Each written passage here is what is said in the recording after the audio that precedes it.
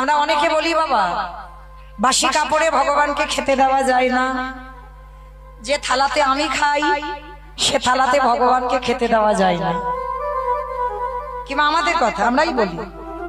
আচ্ছা, এগুলো যদি ঠিক হয় বাবা, সেই শিখণ্ডের মুকুন্দ সরকারের ছেলে রঘুনন্দন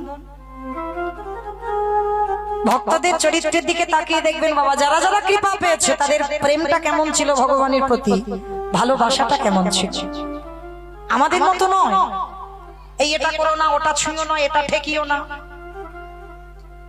নিঃসংকোচে ভগবানকে ভালোবেসেছিল। রঘুনন্দন কি করেছিল গো বাবা? মন্ত্র দিয়ে ডাকে। চিকিৎসক রঘুনন্দনকে বলে গেল আজকের সেবাটা ভোগটা লাগিয়ে দিস।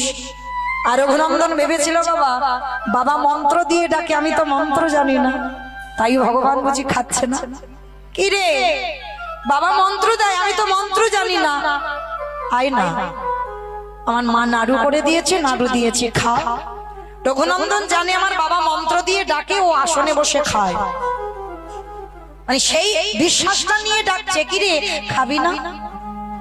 ওইটুকু রঘুনন্দন বলে ওঠে, ও মাথাতে অত বড় চূড়া থাকলে খাওয়া যায়? ভগবানের ভালোবাসাটা দেখো, চূড়াটা নামিয়ে দিয়েছে, এবার খা। তুই তো জানিস আমি কিছু মন্ত্র জানি না, তাহলে বলবো কি করে যে তুই এসে বসে খাবি? এবার খা। আসছে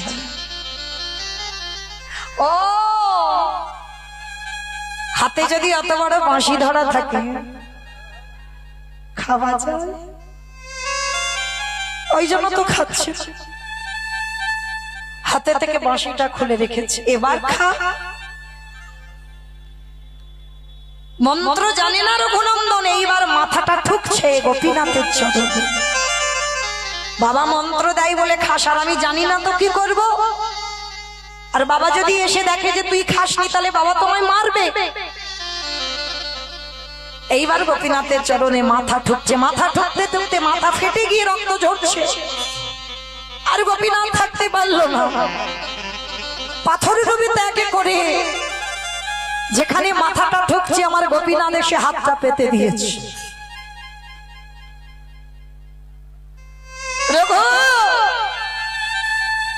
এমন করে কেউ ডাকে রে, এমন করে কেউ ডাকে? আরে বাবা, যারা যারা ভক্ত হয়েছে ভক্তদের চরিত্রের দিকে তাকিয়ে দেখবেন, আমাদের মতো নয়, আমাদের মতো সেবা পূজা তারা করে পাইনি, আমরা যে সেবা পূজা করে পাচ্ছি।